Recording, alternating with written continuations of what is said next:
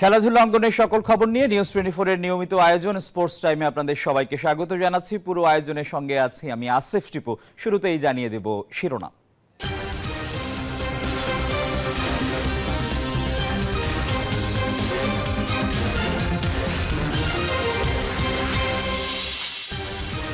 Sydney টেস্টে ভারতকে 6 উইকেটে হারিয়ে এক দশক পর বর্ডার গাভাস্কার ট্রফি জয় অস্ট্রেলিয়ার।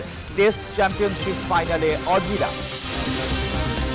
সাকিব মাশরাফি না থাকায় কমেছে বিপিএল এর ব্র্যান্ড ভ্যালু, মন্তব্য সাবেক বোর্ড পরিচালক খন্দকার জামিলের। স্পোর্টিং উইকেট নিয়ে খুশি। এবং 17 বছর পর ডাবল হ্যাটট্রিক দেখল ঘরোয়া ফুটবল। ওয়ান্ডারার্সের জালে একাই 6 গোল দিলেন রহমতগঞ্জের স্যামুয়েল।